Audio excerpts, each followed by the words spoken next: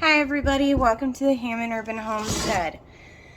It is an overcast day today, and I'm not going to fib, it's kind of cold. Quick about how you can make some income on your homestead in a sustainable way. Now, I'm just going to list a few ideas and then we'll talk about them real quick.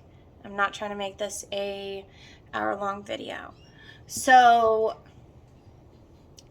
if you have any skills, advertise them. See if anybody local, like another farmer or homesteader, needs some of that help on, like if you're a mechanic or anything like that. Carpenter, electrician, if you're able to, advertise that skill. Now,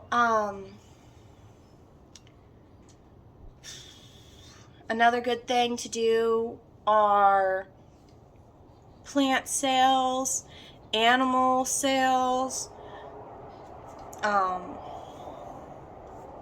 and crafted item sales. Now, this year, I would say my biggest income driver for me, which is kind of surprising because people wouldn't believe this if I told them, but it's plant sales. I have made quite a bit of money this year with just selling my extra plants. Now, I think mainly one of the reasons is one of our big box home improvement stores just right around the corner from my house, their greenhouse collapsed. So they told everybody they're not selling plants this year. And a lot of people that are getting into gardening first, and I did it when I first started learning how to garden and stuff. You go to the box stores and you buy that tomato plant that's already covered in blooms. You don't want to buy those now knowing, but you get where I'm coming at. So, and there's nothing wrong with buying plants from a nursery or a greenhouse or even the big box stores if you can't get a hold of plants. Now, I grow mine as heirlooms in organic grown practices, so it makes it a little bit more acceptable for people to want them, I guess. I don't know. Everybody wants heirlooms. I'm one of those people too. I love heirlooms. I love all the varieties, colors, everything. So that's been my biggest one recently, and I've made quite a bit of money. And it took us by surprise because I kind of feel like I overdid it. Now if we I'll show in the video what my greenhouse or my grow room in the garage looks like, because that's where all the plants are besides the few trays I have in the house as well. And I'm not even done yet, you guys. Like, I still have a couple hundred celeries I have to plug into the next size of a pot. So, but that's just how it is. I will say another one when I meant livestock sales. I mean anything to involve with your livestock. Like if you have chickens, sell hatching eggs. Hatch some eggs and sell some chicks. You know what? I made more money doing that than selling hatching eggs, to be honest. You can sell young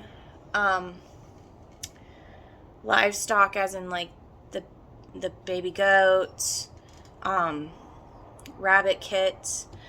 Well, I don't sell mine as kits. That's way too young. But you can sell like a breeding trio of rabbits for a good amount of money if they're pedigree. If they're not, you're not looking at spending a lot of money.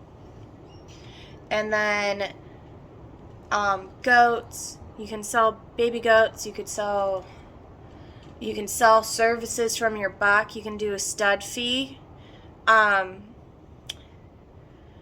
we crack jokes about it because it's called a stud fee, but you're kind of setting your goat up for a date and to breed a doe and heat. And I just got done getting both of my girls bred by a friend's buck due to the fact that my bucks are still too little. Now this fall, they should be a lot bigger, I hope. But there's always that. You can sell already bred animals as well for a good fee. You could sell processed animals. Now, that varies on where you live. There's certain laws and stuff like that. So, but you can always look down that road.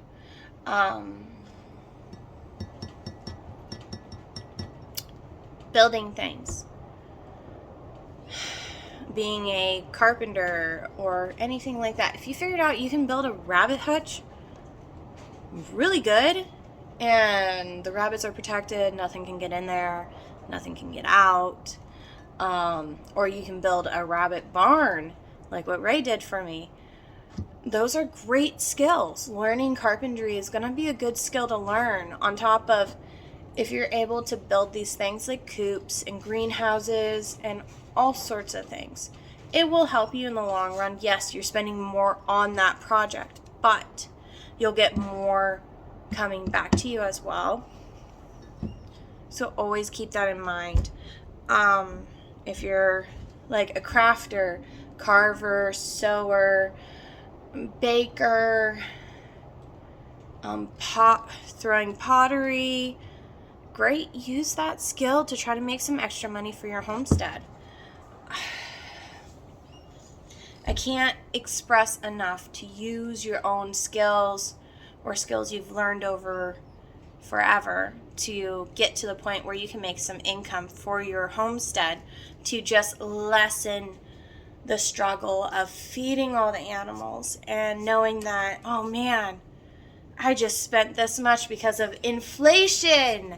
Nobody likes that word to begin with. So I hope this was helpful. Hi, husband. Leaving. Bye, husband. Love you.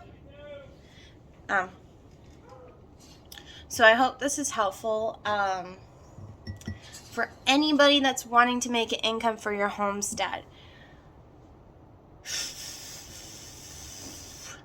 I know for me, plants, chicks, and I wish I could make rabbit cages and they sell. I'm being honest. I wish. But the price of making those cages costs more than what people want to spend. And I understand. So